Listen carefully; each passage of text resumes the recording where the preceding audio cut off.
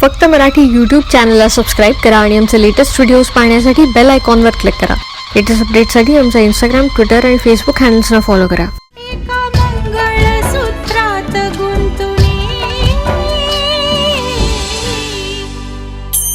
बाईपणाची कहाणी. काहीच सुचत नाहीये. अरे झोप पण येत नाही, एवढी टेन्शन्स आहेत ना डोक्यावर. मलाही टेन्शन आलंय ग. घर तर गेलंच, ही चाळही सोडावी लागणार आहे.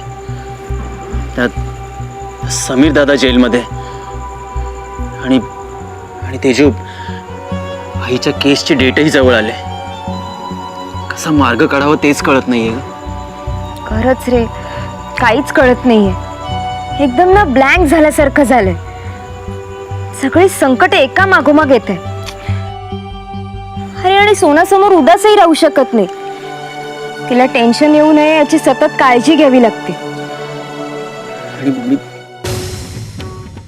तुम्ही समीर मोहितेंच्या घरच्यापैकी साहेबांनी कोणाला तरी पोलीस स्टेशनला बोलवलेलं आहे. राहुल, ठीक आहे, हे तू घाबरू नकोस. हं? मी जाऊन येतो. तू घरी जा, पण हे बघ, कोणाला काही कळता कामा नाही. हं? हो, हे पण तू कॉल करा. Take care. येतो, आलोस.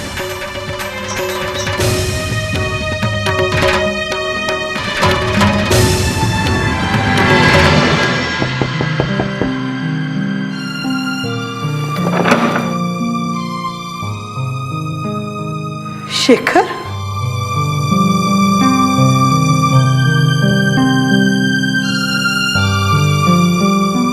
हे घराचे पेपर्स.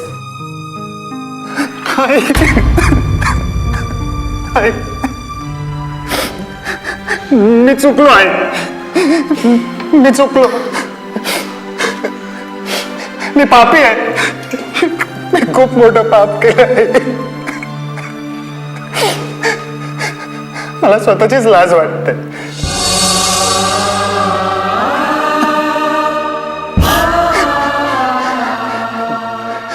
ज्या वयात मी तुम्हाला आधार द्यायचा, त्या वयात मी तुम्हाला छळतोय.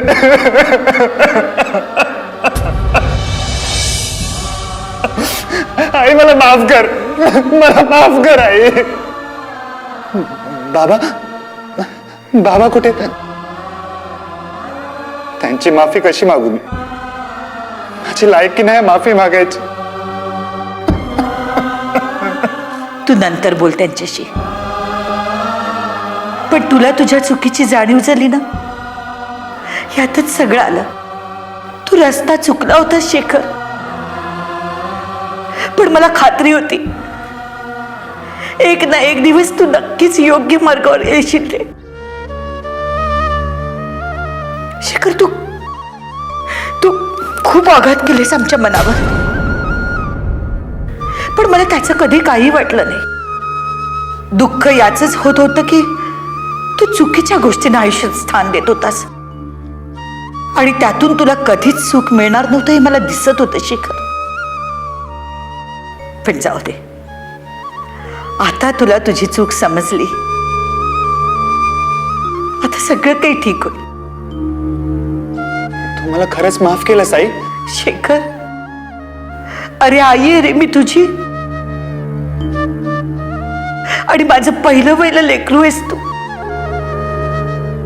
तुला काय वाटलं समीरवर माझी जास्त माया आहे? पण तसं नसतं रे बाळा. शेखर, तू खूप हुशार होतास, समंजस होतास, पण समीर हूड होता. त्यामुळे त्याच्याकडे जास्त लक्ष द्यावं लागायचं. आणि माया म्हणशील तर आईसाठी ती कधीच कमी जास्त नसते रे, कधीच. तुझ्यासाठी मी किती रडले हे कळलं असतं ना तुला, तर तुझी कधीच तक्रार राहणार नाही रे.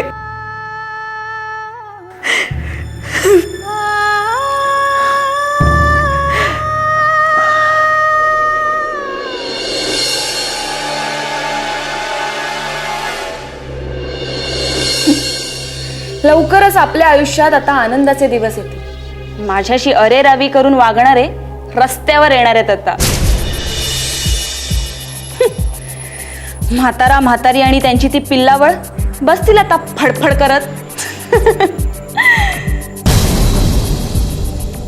काही झालं तरी उद्या त्यांना हे घर सोडावंच लागणार आहे.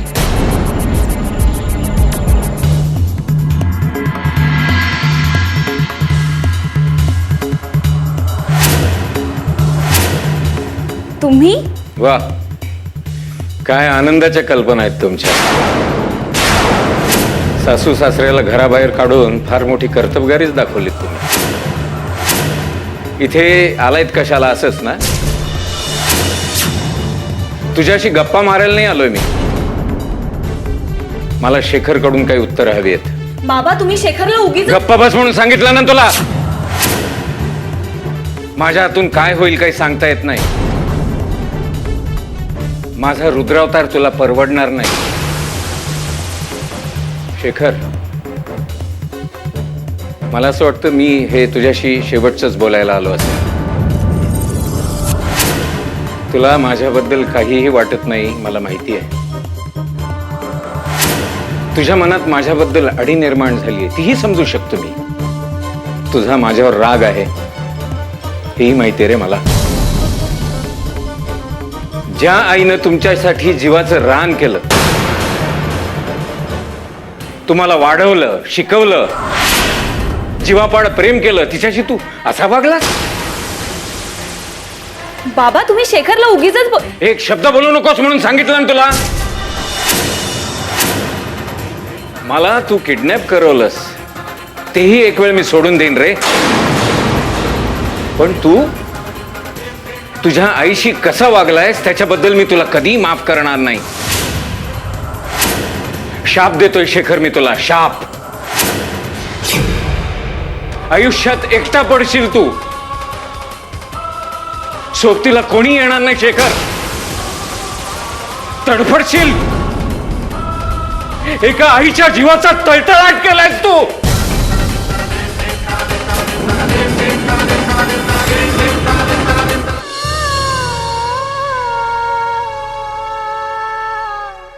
शेखर,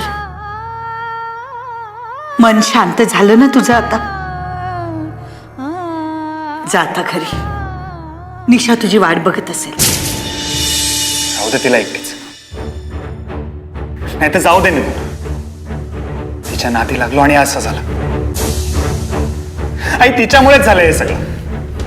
ती घरातून निघून गेली ना तरच बरं होईल. शेखर, कालपर्यंत तूही तिच्यासारखंच वागत होतास, पण आज तू पूर्ण बदललायस. तुझ्या आयुष्यात असा एक क्षण आला आणि त्याने तुझी दृष्टी बदलून गेली. मला खात्री आहे निशाच्या आयुष्यातही असा एक क्षण येईल. अरे मुळात ती वाईट नाहीच आहे. अर्जुन पाटलाने तिचं मन दूषित केलंय, पण एक ना एक दिवस तिला नक्की कळून येईल रे. लग्न होऊन आले तेव्हा तिने किती जुळवून घेतलं होतं आपल्या घराशी. हे बघ, तुला जशी संधी मिळाली ना तशीच संधी तिलाही मिळू दे जाग होण्याची. तिची तिलाच जाग यायला हवी. जबरदस्तीने उठवलं तर ती जाग येत नाही. तो जुलमाचा रामराम असतो. तसं करू नको शेखर. तिचं तिलाच कळू दे सगळं. तोपर्यंत तुला तिला सांभाळून घ्यायला हवं. जा. आई, राहुल, अरे कुठे होतास तू? मला माहितीच नाही तू घरात नाहीयेस ते. काय झालं? आधी हे पेढे खा सगळ्यांनी. एक आनंदाची बातमी आहे. आई, समीर दादाची गँग होती ना चंदू सुर्वेची, ती पकडली गेली. हो, आणि ड्रग्स रॅकेटमध्ये समीर नव्हता हे सिद्ध झालंय. खरंच? हो, आता लवकरच त्याला जामीन मिळेल आणि मी एका वकिलाची व्यवस्थाही केली. आई, सोना, पाहिलं शेखर, एखाद्या चांगल्या गोष्टीची सुरुवात झाली ना की सगळं आपोआप चांगलं घडायला लागतं रे.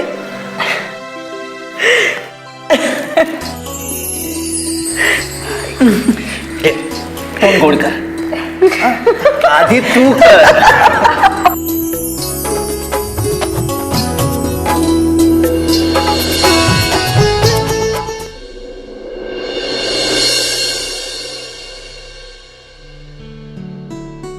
हां बॅग.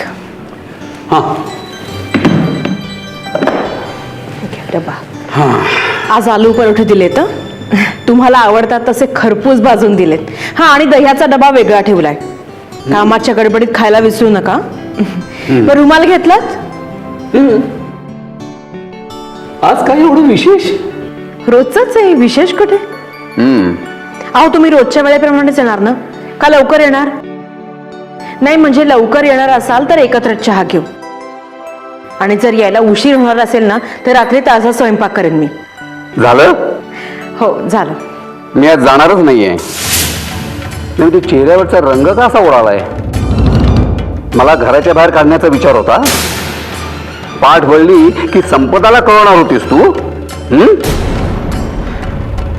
आता कळवून काय उपयोग? ती पोचू नाही शकणार. मीच कोर्टात जाणार होते. काय?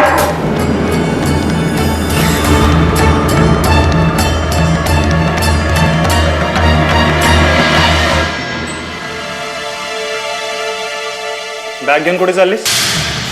वा, हे विचारणं इतपत लक्ष आहे तर माझ्याकडे. माझ्या बाबांकडे चालले. का? ज्या घरामध्ये माझ्या शब्दांना किंमत नाहीये ना, त्या घरात मी राहूच शकत नाही. मग किंमत ठेवावी असे शब्द बोलायचे ना. इतके दिवस तुझ्या स्वार्थी शब्दांना किंमत दिली आणि स्वतःचा सत्यानाश करून घेतला. पण आता नाही. आता माझे डोळे उघडले. कोणाच्या शब्दांना किंमत द्यायची आणि कोणाच्या नाही हे चांगलंच कळतंय मला. बरोबर आहे रे, कळणारच. कारण चूक माझीच होती. तुझ्यासारख्या माणसाच्या प्रेमात पडले ना, ही माझीच चूक होती. नाही शकत. तू मोठी स्वप्न बघूच शकत नाही. या कुऱ्हाड्यातच तुला स्वर्ग दिसतो. पण तुला दिसत नाही ना. झालं मग कशाला राहतेस या खुराड्यात? चालती हो. जातेच आहे मी. मला काडीचाही इंटरेस्ट नाहीये या भिकारड्या घरात राहायचा. माझ्या बाबांनी माझ्यासाठी भरपूर कमावून ठेवलंय. एखाद्या राजकुमारी सारखी राहू शकते मी तिकडे. कळलं? गरज नाहीये तुझी. आत्ताच हाती आलेल्या बातमीनुसार सत्ताधारी पक्षांचे MLA अर्जुन पाटील यांचा खरा चेहरा आज जगासमोर आला आहे. त्यांनी केलेला एक मोठा घोटाळा उघडकीस आला आहे. नारायणगाव तसेच आसपासच्या इतर गावातील त्यांच्या मालकीची नसलेली हजारो एकर जमीन बेकायदेशीररित्या विदेशी कंपन्यांना विकलेली उघडकीस आली आहे. उच्च न्यायालयाने अर्जुन पाटलांची सर्व वैयक्तिक मालमत्ता जप्त करण्याचे आदेश दिले आहेत. आमच्या प्रतिनिधींनी पाटलांशी संपर्क साधला असता ते म्हणाले, हे सर्व विरोधी पक्षांनी त्यांच्या विरुद्ध केलेले कट कारस्थान आहे.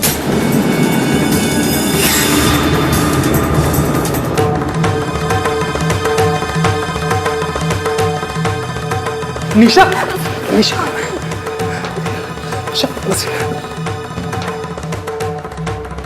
निशा, निशा,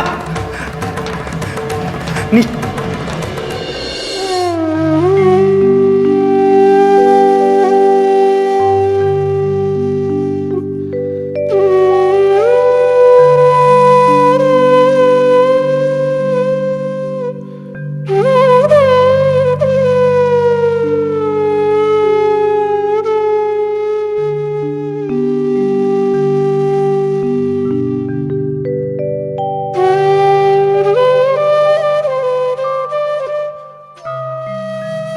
देवा परमेश्वरा, कोर्टात सगळं व्यवस्थित पार पडू दे.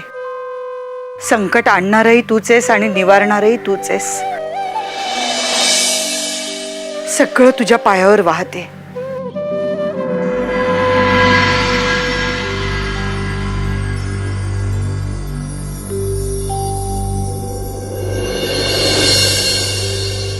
चला निघूया.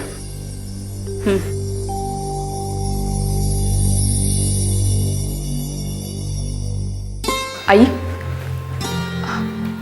तुम्ही काहीतरी खाऊन जा ना. तिकडे तुम्हाला उशीर झाला तर उगाच. सोना, अगं माझी काळजी करू नकोस. तू आधी लाडू खाल्लास का? दूध घेतलंस? आई, तू सांगितल्याप्रमाणे मी तिची काळजी घेते. माझं लक्ष असतं तिच्यावर की वेळच्या वेळी खाते का नाही. अशीच काळजी घ्या एकमेकांची. अगं आणि राहुल कुठे आहे? तो येणार होता ना आपल्या बरोबर? का ग अशी दचकलीस का? कुठे राहुल?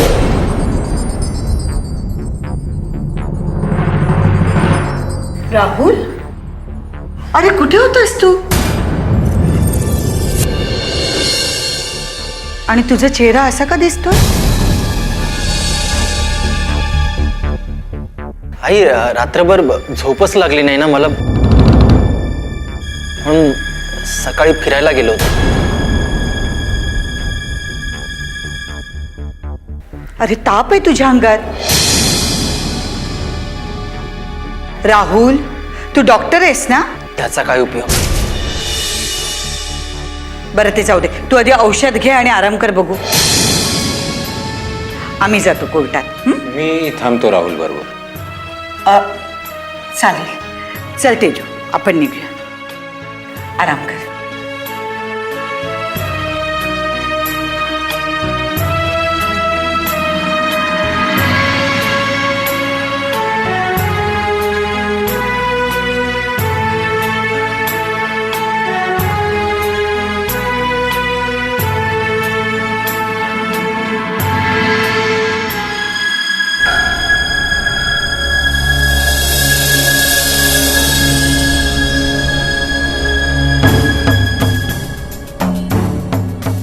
कुठं निघालीस? तुम्हाला चांगलं माहिती मी कुठे निघाले ते. तू जाणार नाहीयेस. हा काय वेडेपण आहे? जाऊ दे मला. ऐकलं नाहीस मी काय सांगितलं ते? तुम्ही काहीही म्हटलं तरी मी जाणारच. तू जर गेलीस तर मग मी माझ्या जीवाचं बरं वाईट करून घेईन. तुम्ही तसं निर्धारच केला असेल तर माझं नाईलाज आहे. पण मी तुमच्या असल्या धमक्यांना घाबरणार नाही. उलट मीच तुम्हाला म्हणतेय की तुम्ही जर मला जाऊ दिलं नाहीत तर मीच स्वतःच्या जीवाचं बरं वाईट टळून घेईन.